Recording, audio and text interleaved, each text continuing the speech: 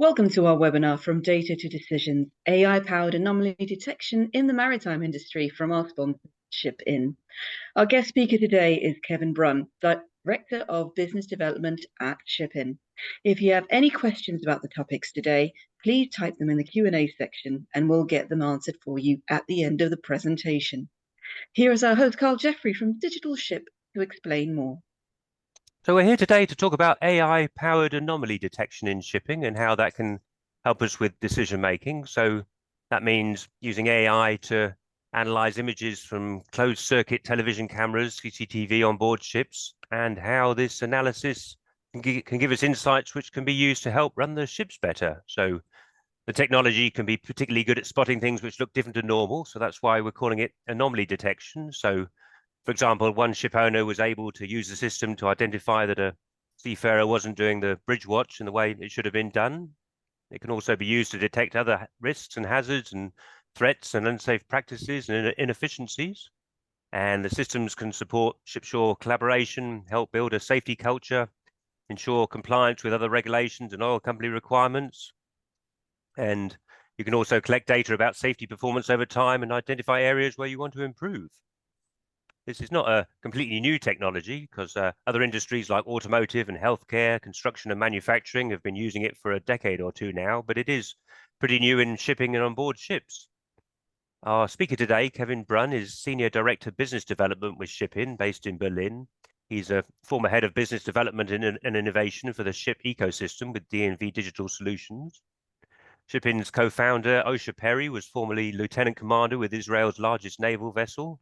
And his other co-founder, Ilan Naslavsky, is an enterprise software research specialist. The chief scientist, David Michael, has got over 70 US patents in computer vision. And the vice president of fleet management at ShipIn, Captain Ahmed Khan, was formerly lead for technical and operational strategies with Chem Bulk Tankers in Singapore and sailed as a master for many years and then did HSEQ and vetting. So that's just some of the team behind ShipIn, but you can see they've got people with backgrounds in ship operations, software, computer vision and innovation. So if anyone is going to make shipboard video AI work, it sounds like it's going to be this team. So we're going to have a talk from Kevin for about 30 minutes and there should be plenty of time for questions. So put them in the Q&A box at any time. And I'd like to invite Kevin to start the talk. Cheers. Great. Thank you, Carl. Let me just bring up the presentation here.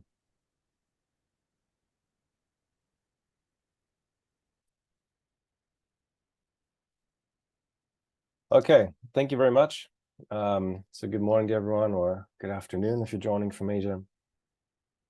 So we're here today to speak about AI technologies, particularly how we can detect anomalies, how this can be used in ship management for better decision making, as well as for safety improvements. And I think it's actually a very interesting time in shipping now. There's so much innovation coming in, being available for ship owners and ship managers. And of course, artificial intelligence is playing an ever-increasing role in these innovative solutions that are available to you. A lot of the AI-based solutions are using the AI offshore for number crunching, predictive models, analytics, etc. At ShipIn, we're doing it a little bit different because we're actually bringing AI technologies on board the ship. Actually on board the ship where the people are the closest to the risks, and using this technology to improve safety culture on board the ships.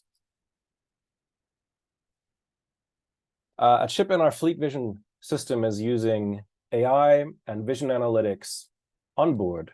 So basically, this is technology that can automatically transform visual input into useful data and meaningful insights. These are largely brand new insights that you've never had before about your ship operations. And these new insights can be used both on board and on shore for your performance management, for safety management, efficiency gains, and more. So we see, all these different statistics about incidents, accidents in maritime, and obviously everyone's trying to, to be incident-free. And we know the human factor is very heavily involved here on the topic of incidents and safety. So we see there is really a great need to equip vessels with technology that can help the humans on board the ship, help better manage the human element, and help the crew perform the tasks more safely and more efficiently. And in fact, it is actually this human side, the human element, that is your key to achieving operational excellence, right? The crew on board the ship is the biggest lever that you have in your hand to achieve optimization, whether it be optimization for efficiency, for safety performance, or more. And as we all know, the first step to achieving optimization is awareness. And FleetVision provides this awareness by identifying risks and hazards in the operations and alerting the ship staff and shoreside personnel that can highlight and uncover unsafe practices, uncover specific areas for optimization. And it helps to quantify crew performance, provides metrics also to measure improvements in performance. And it does this across all of the main areas of shipboard operations. So helping the crew in all of their day-to-day tasks to perform them more safely and more efficiently, be it from safe navigation to engine room safety, general topics of safety and compliance, also vessel security, as well as other safe operations, safe mooring, bunkering, cargo operations, and more. So how does this all work? Let's have a quick look. The first step is to capture visual input.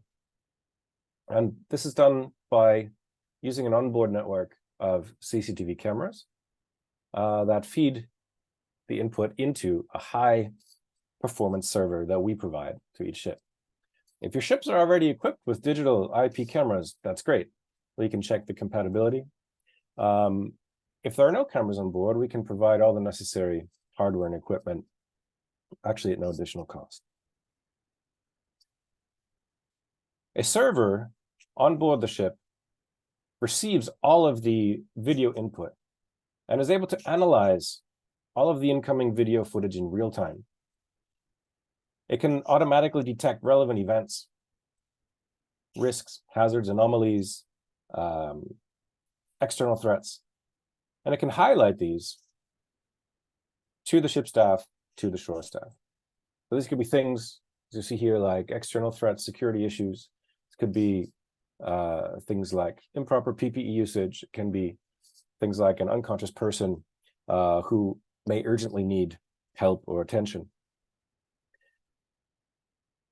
These alerts and insights are presented to the users on board the ship in a dashboard so that they can receive this information in a timely manner and take early action. Similarly, we transmit all of the relevant events and video sequences ashore. System is designed to work with VSAT, so it's compatible for shipboard SATCOM. And we enrich all of this information with some external data, like AIS data, weather data, and more to provide a greater context. So now let's take a look really how this vision analytics technology can be used in real situations. So we'll look first at how these new insights brought by the system can help you to drive continuous improvement and implement behavioral change.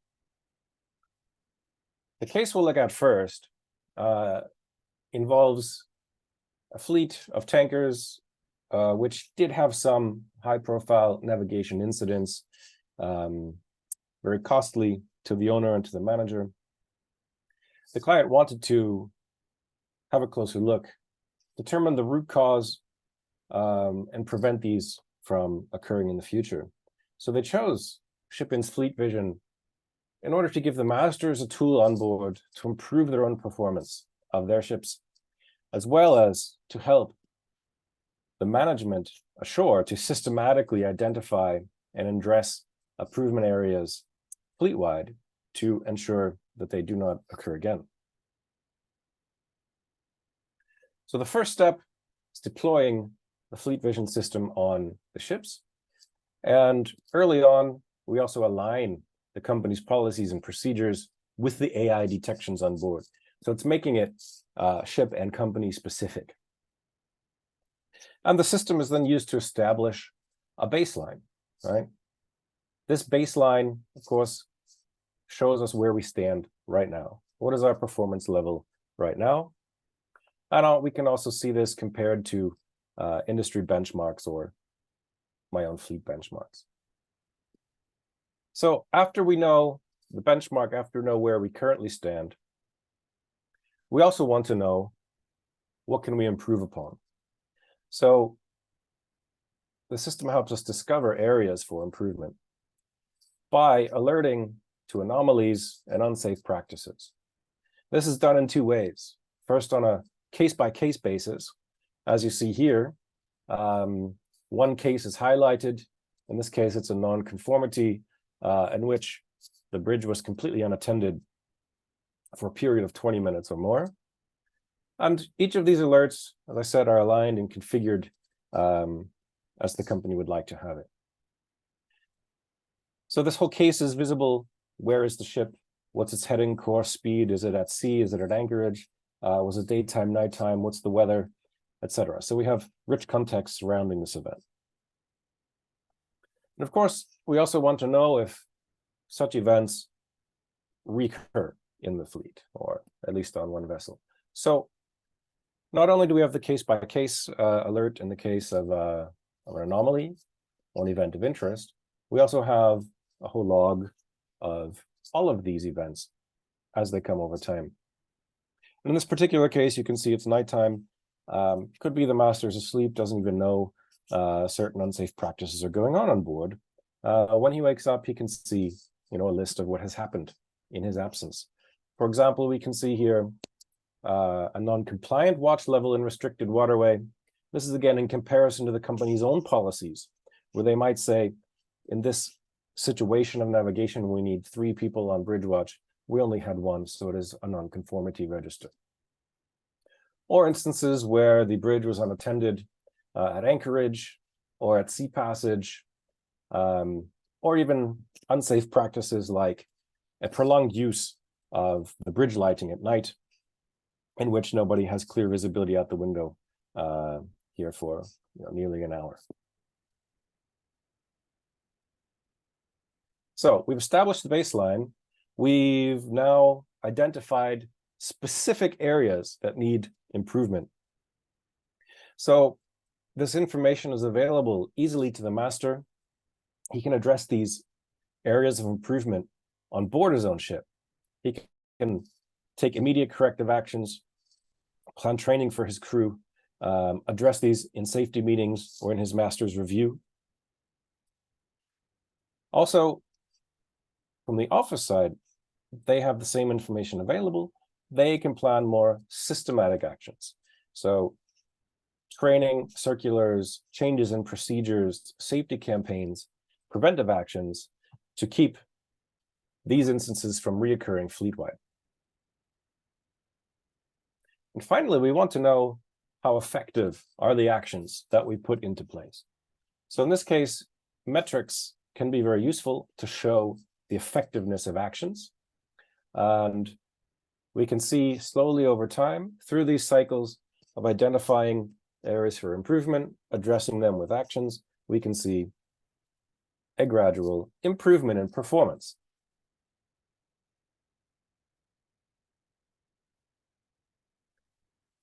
So in a very similar way, we're able to transform the whole safety culture on board the ship. Did you know that loss prevention authorities such as GUARD view the proper usage of helmets as a simple indicator of the crew's general or overall safety level and safety culture?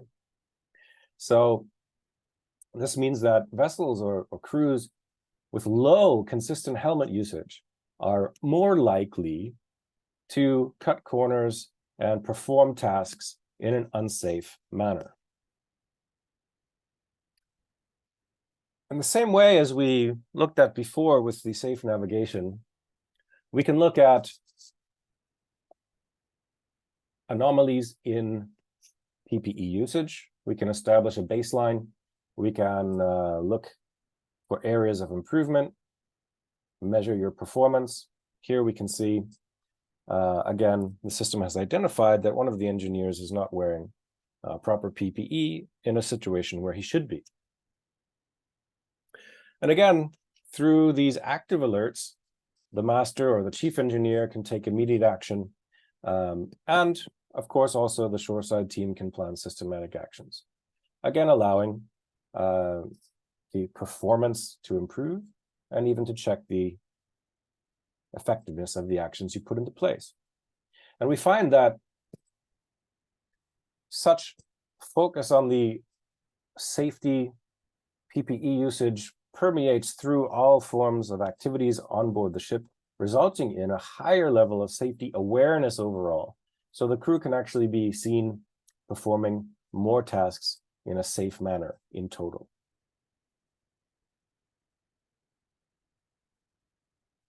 Let's turn now to the topic of regulatory compliance and have a look at how vision analytics technology is helping some clients to ensure MARPOL compliance. So we all know that any potential MARPOL violations can be very detrimental, can have huge commercial impacts for the ship owner and the ship manager. Not only the fines that can be levied, but also the reputation damage and the resulting unattractiveness for vessels to be chartered.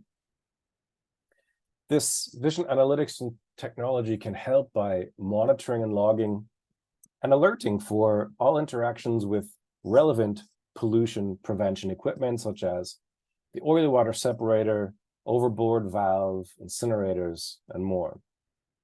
And of course, these detections are, again, enriched with additional contextual information like where is the vessel, what its position, what's its speed, its heading, proximity to land, its geographical location, is it within special MARPOL area?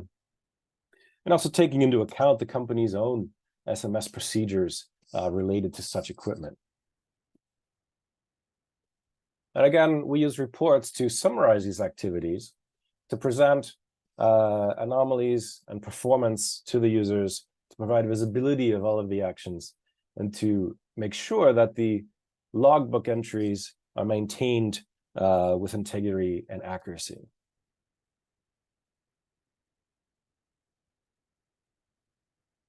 And recently, I was speaking to a safety director at a well-known container liner and asking him, what keeps him up at night? One of the answers was, of course, engine room safety. So let's have a look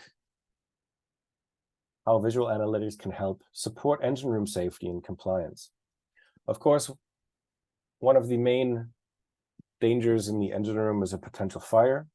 This technology is very well suited for identifying things like smoke, as you can see here, emanating from the generator, and providing an early warning or an early detection. As a visual detection of the smoke, so can in many cases be alerted to earlier than a physical detection through the normal smoke detectors, allowing the crew then to take early action and hopefully prevent a larger problem from occurring. Also, in the case of people working alone, falling unconscious, needing help, the system can alert, provide the chance for early intervention, monitoring the compliance of PPE usage, as well as the performance and the absence of routine activities such as inspection rounds, safety rounds, fire rounds, and more.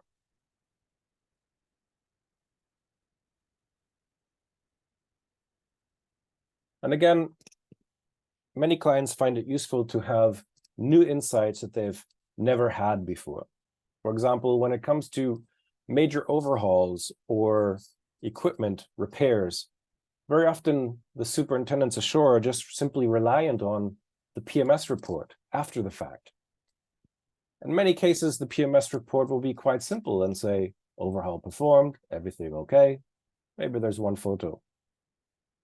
Now the superintendents have the chance to have a very qualitative review of the activity performed, to have a look at how it was performed, who was involved, how long did it take, was the job done properly?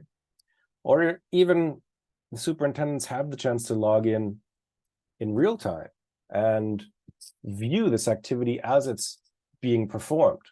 They can then collaborate and provide greater guidance to the engineers on board and help them perform the task. And also, if you'd like to take additional steps towards fire prevention, special cameras with a thermal sensor can be used that do take temperature readings and can compare them to a threshold value and alert when machinery, circuitry panels, etc., exhibit too high of a temperature.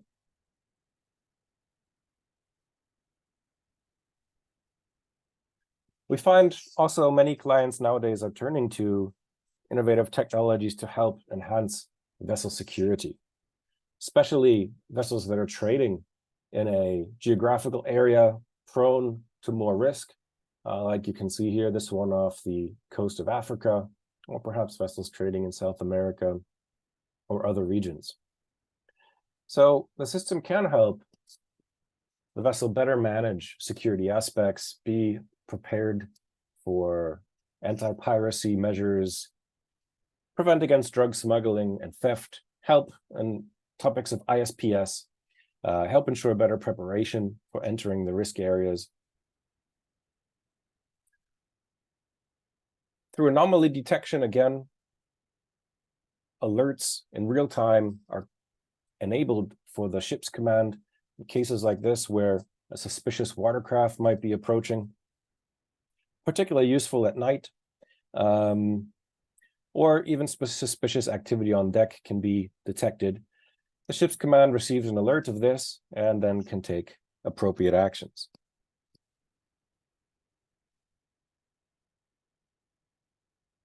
So let's try and sum all of this up. In essence, visual analytics technologies are very useful for detecting anomalies, as we've seen, but also to provide brand new insights into the performance of your vessels and of your fleet. Performance in many categories that when we aggregate, we can have a more clear picture of what is the overall level of safety and performance of your vessel and your fleet.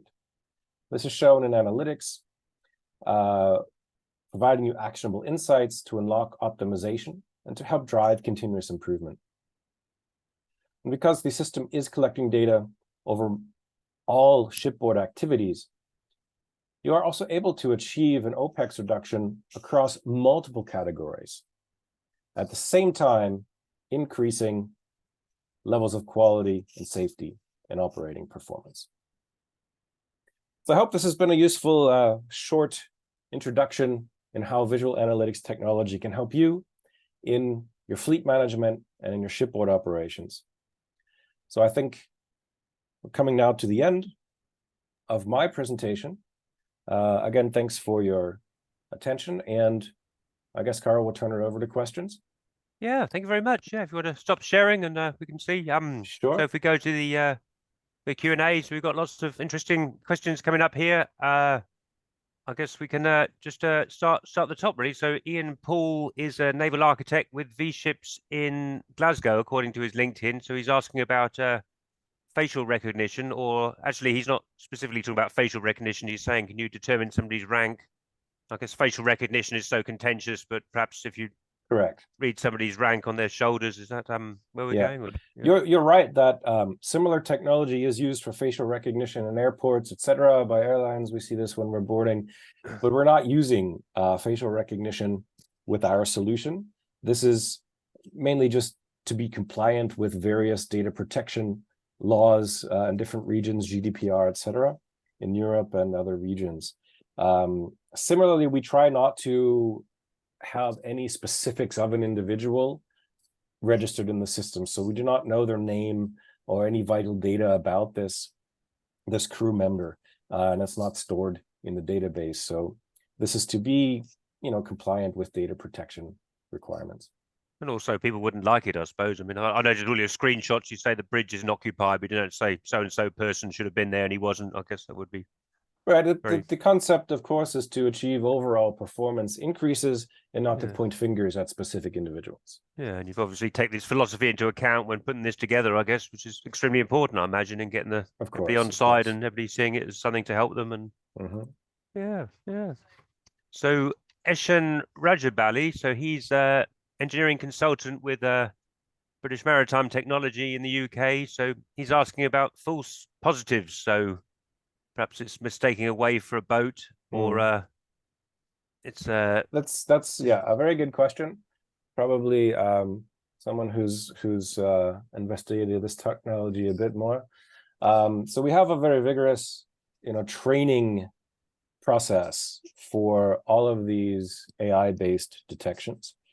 So they go through months of training in the models before we release them into the software.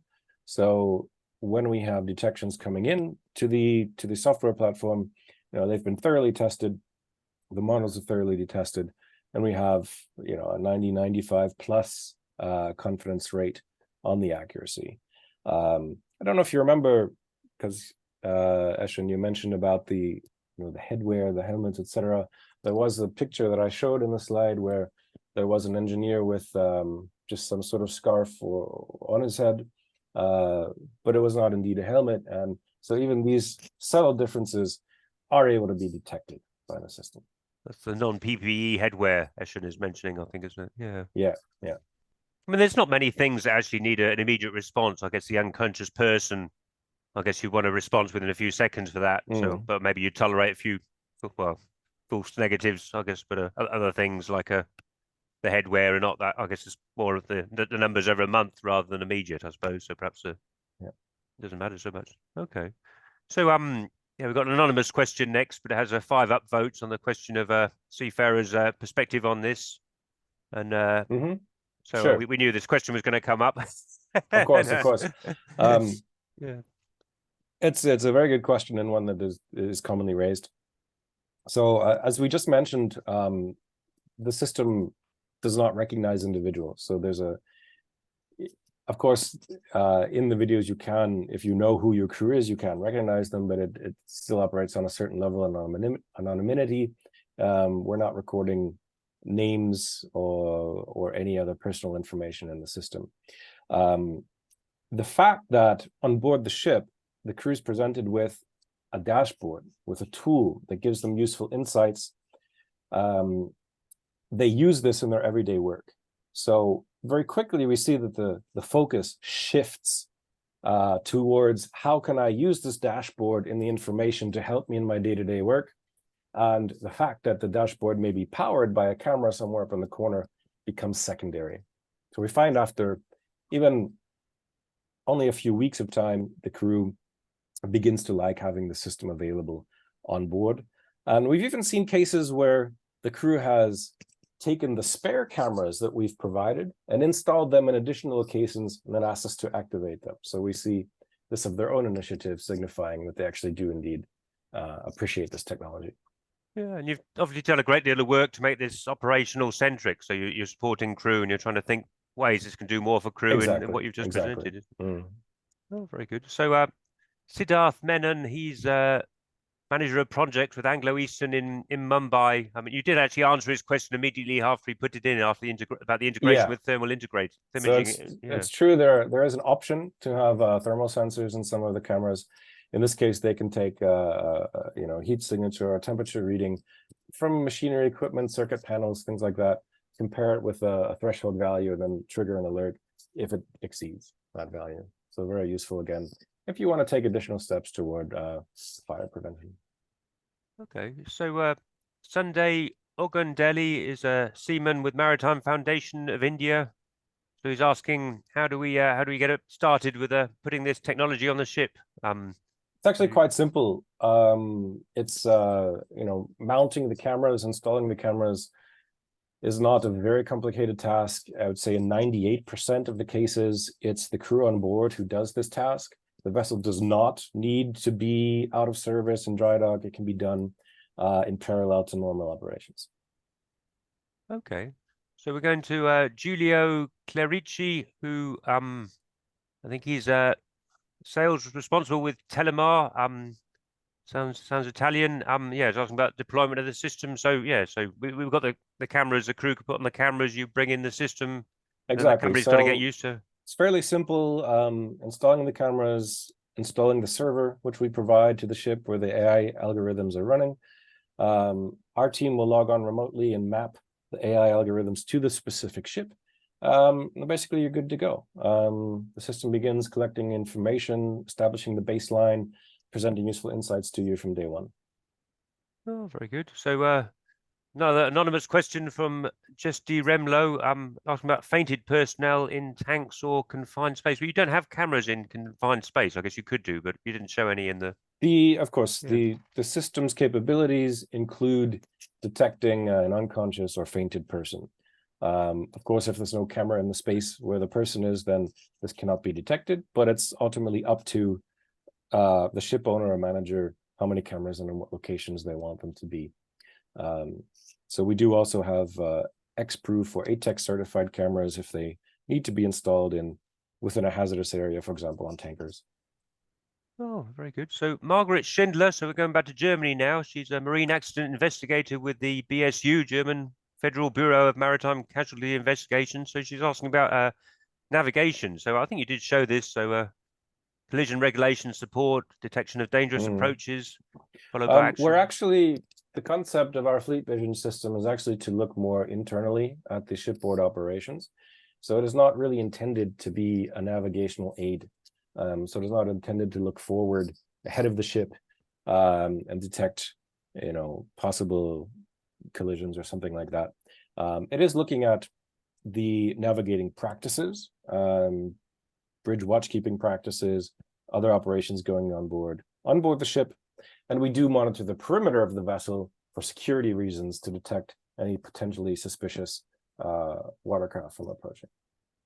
Oh, very good. So Harsuka Chug, his LinkedIn says he's a former second engineer with Dynacom Tanker Management. Now he's working as a marine engineer on tankers. So in Kuala Lumpur, how does the system account for blind spots?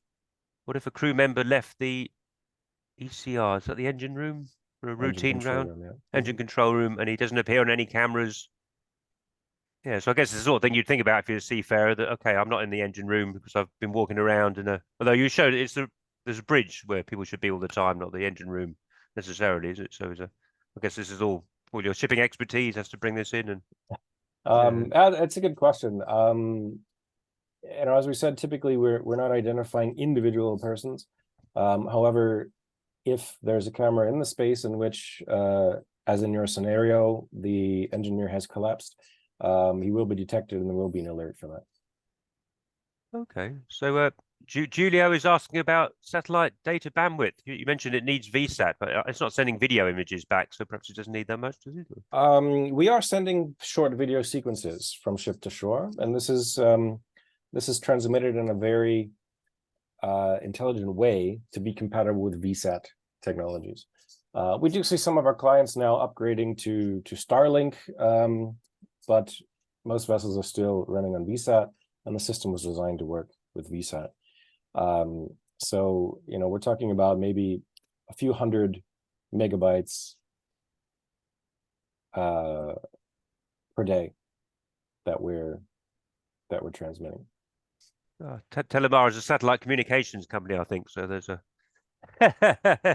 no, I guess that's a reasonable bandwidth, but it's something most ships have these days. And yeah, very good. I mean, just for me, when I was wondering where we're going, in 10 years' time, and this is a kind of different way of actually running ships. It's not like it's something more than a technology you just add on. It's something about, we've been monitoring things the whole time and getting used to this, and the whole way we do the ship management. But over the next sort of decade, we're probably going to see more and more of this different forms. I don't know if you want to share your thoughts. I definitely believe it. So we see already, ships have been equipped with cameras for years and years and years now, and most new build vessels are coming from the yard equipped with cameras. It's just this component of adding the AI that's new in this equation, right? But why not? This technology is available. It's been tried and tested in other safety critical industries, and now we have a chance to bring it on board ships to help improve safety and efficiency on board. Oh, very good. So Sanket Moore, I couldn't find you on LinkedIn, but he's asking about troubleshooting. So if the system doesn't work, do you send people on board, or can you fix problems with the shipboard server remotely? Most problems can be solved remotely. Troubleshooting can be done remotely.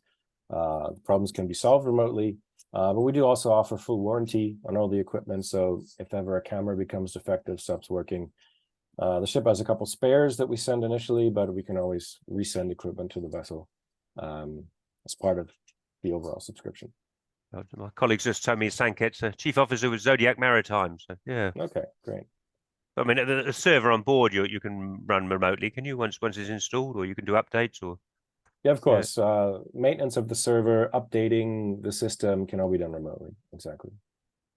Okay, so Phil Page from Elaborate Communications is asking about unmanned vessels, which you haven't mentioned at all. And I don't know if, I mean, I guess if you did have unmanned vessels, you'd have lots of cameras, but this is not where you're going in particular, is it? Or is it something you have any thoughts Not on? in particular. I mean, a large focus of the system is on supporting the crew and helping the crew. Of course, when it does come time for unmanned vessels, I do believe there's room for this technology, particularly just for identifying anomalies in the equipment on board, and highlighting these anomalies to the shoreside control center in that case. Yeah, I guess a lot of it is about watching people that you've shown, which I guess wouldn't apply in. But yeah, of course, the same for detecting anomalies in equipment in that case in the future for the unmanned ships.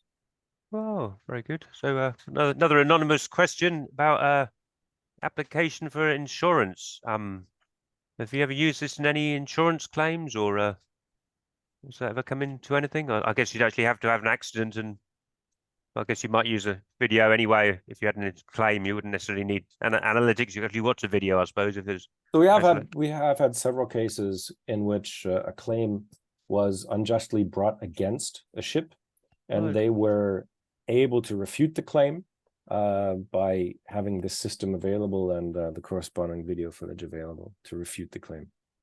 I don't know if you can. Is it cargo damage claims, or I don't know if you can say any more. Perhaps you're not able to. A variety. Could be cargo damage. Could be the terminal claim damage, that the vessel damaged the terminal, etc., etc. Right. Yeah. Oh, it's very interesting, isn't it? Now, I was wondering about the integration, because you showed that your software knows what the ship is doing, or talking about integrate. So have you talked about any integration with any other systems, or how did it know if the ship was? Sure. I mean, I think nowadays any system has to be open to integration. So ours is as well, and we're already using external data such as AIS data to provide the ship's position, its operating status, speed, etc., etc. We're integrating weather data. For specific clients, we're looking at integrating other data from the PMS or SMS system. So yeah, of course, the system is open to integrations. Oh, that's great. Well, you've answered a lot of questions. There's no more questions on the thing, but that's 15 questions. I think a kind of thorough review of what we're talking about. I don't know if you want to leave any last words for people, or you want people to contact you if they want to find out more and do a trial, or anything you'd like to... I'd be happy to speak about this more with anyone who's interested. My email address is there on the screen, or just look us up at shipin.ai. You can request information there. I'd be happy to speak with anyone who's interested more on this topic. Oh, that's fantastic. Well, that's great, and it's great to see how this technology has evolved, and I expect it's going to continue, and a lot more exciting developments here. So thanks very much, Kevin. We can finish there. So I shall pass back to my colleague Farah for the closing words. Cheers. Thank you. Oh. Thank you to our guest speaker, Kevin Brunn of ShipIn, and to all our viewers. We'll be sending a YouTube video link soon with contact details if you have any further questions.